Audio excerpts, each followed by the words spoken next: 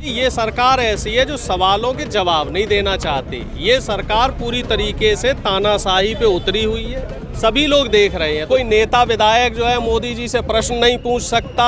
यहाँ पूरी तरीके से जो है हिटलर शाही लगा दी गई है। दो ही रास्ते हैं, या तो विपक्ष के सभी सांसदों को, सभी नेताओं को अफ्रीका के जंगल भेज दो, या फिर सबको सजाए फांसी दे दो। क्योंकि जब विपक्ष आवाज ही नहीं उठाएगा तो फिर लोकतंत्र की जरूरत ही क्या है। प्रधानमंत्री मिमिक्री कर सकता है सबकी, प्रधानमंत्री गंदे गंदे भद्दे भद्दे इशारे कर सकता है, प्रधानमंत्री तरह तरह की जो है टीका टिप्पणियां कर सकता है। तो एक आधा सांसद ने अगर कोई टीका टिप्पणी कर दी तो उसमें ऐसा कोई कोराम नहीं है। मैं साक्षी मलिक ने रो के संन्यास ले लिया तो वो जाट समाज का अपमान नहीं है। टिकैत साहब गाजीपुर बॉर्डर पे रोए, आप सब लोग तो साक्षी हैं। जब उनको जान से मारने की धमकी बीजेपी के विधायक दे रहे थे तो वो जाट समाज का अपमान नहीं था।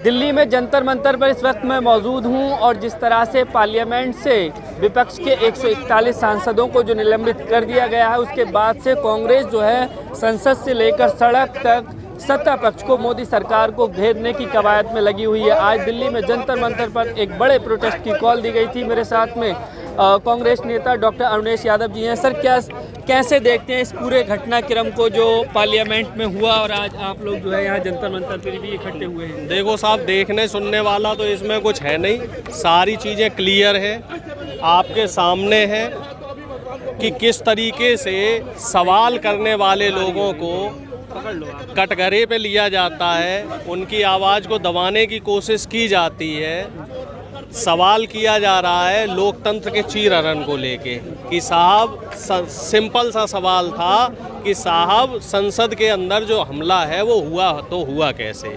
लेकिन दिक्कत ये है कि साहब सवाल मत करो सरकार से, क्योंकि ये सरकार ऐसी है जो सवालों के जवाब नहीं देना चाहती। ये सरकार पूरी तरीके से तानाशाही पे उतरी हुई है, सभी लोग देख रहे हैं। तो ज़्यादा कहने सुनने को अब बचा नहीं है, सड़क पे उतरना ही पड़ेगा। तो उसी को लेके आज यहाँ जंतर मंतर पे एक सांकेतिक धरना हुआ है।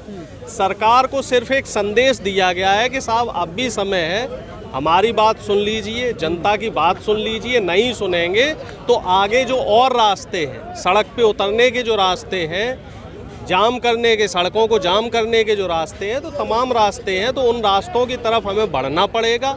क्योंकि लोकतंत्र का जिस तरीके से मजाक बनाया हुआ, अब इसमें दो बातें हैं। पहली बात तो ये है कि ये कह रहे हैं कि साहब जो बच्चों ने अटैक किया वहाँ पे, जो लड़कों ने, वो गलत था, संसद के अंदर घुस के इस तरह से नहीं करना चाहिए था। उनका जो विरोध प्रदर्शन करने का था वो तरीका गलत था, उस बात को हम भी मानते हैं, समूचा विपक्ष मानता है कि वो तरीका गलत था। लेकिन उसमें एक बात ये निकल के आती है कि वो बीजेपी के सांसद ने बिना जांच पड़ताल करे आखिर उसे पास दिया तो दिया कैसे, और दूसरा फिर सुरक्षा एजेंसियां क्या कर रही। अब दूसरा सवाल ये आता है कि विरोध करने का फिर सही तरीका कौन सा है। सही तरीका है संसद के अंदर सरकार से सवाल करना, सड़क पे सरकार से सवाल करना। अब संसद के अंदर सरकार से सवाल कर रहे हैं तो आप साहब सांसदों को बाहर फेंक रहे हैं।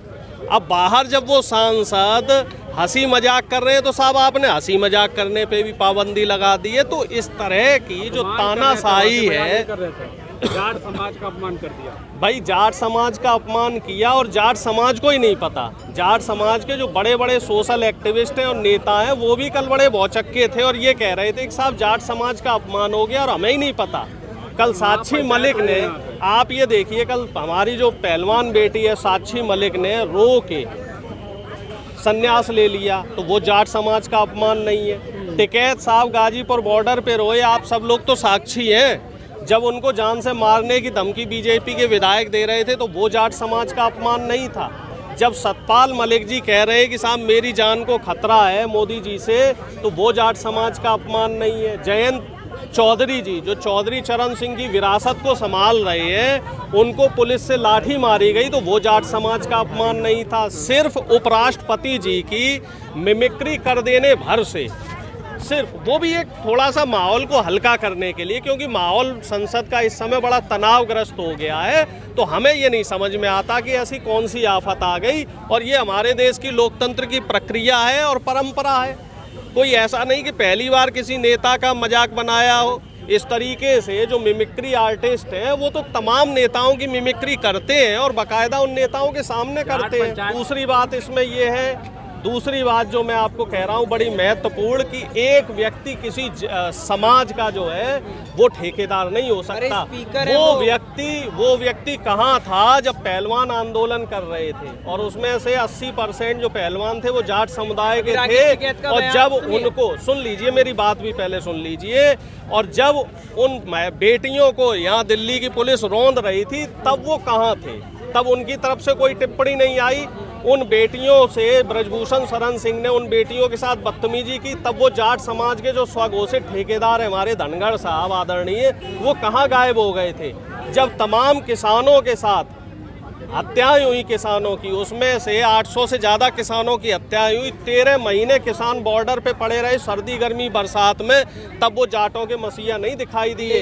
अब जब उनका सिर्फ उनका मजाक बनाए तो उनका अपमान हो गया। प्रधानमंत्री मिमिक्री कर सकता है सबकी, प्रधानमंत्री गंदे गंदे भद्दे भद्दे इशारे कर सकता है, प्रधानमंत्री तरह तरह की जो है टीका टिप्पणियां कर सकता है, तो एक आधा सांसद ने अगर कोई टीका टिप्पणी कर दी तो उसमें ऐसा कोई कोराम नहीं है। मैं आपको बताऊं, ध्यान भटकाने के लिए ये मुद्दा, देखो मैं आपको एक बात बताऊं, हकीकत बात ये है कि सरकार से सवाल हो रहे थे कि सुरक्षा में सेंध कैसे हुई, तो क्या है कि साहब उसको मुद्दे को भटका दिया गया कि अब सुरक्षा में सेंध पे सवाल ना किया जाए।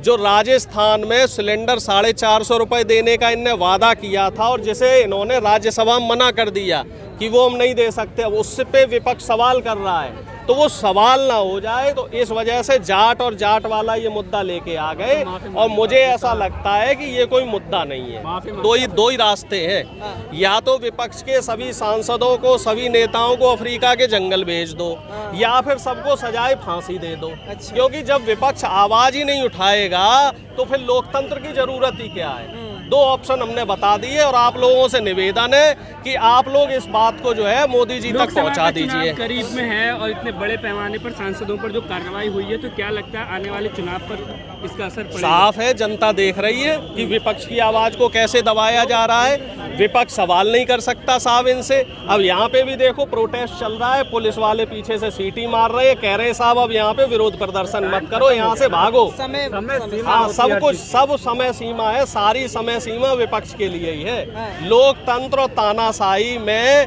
जो एक फर्क हुआ करता था उस फर्क को खत्म कर दिया है। आज की तारीख में लोकतंत्र को ही तानाशाही बना दिया है कि सड़क पे कोई आदमी घूम नहीं सकता, सरकार से कोई सवाल नहीं कर सकता, कोई नेता विधायक जो है मोदी जी से प्रश्न नहीं पूछ सकता। यहाँ पूरी तरीके से जो है हिटलर शाही लगा दी गई है और हमें तो ऐसा लग रहा है वो समय दूर नहीं कि आपको सांस लेने के लिए भी मोदी जी की इजाज़त लेनी पड़ेगी।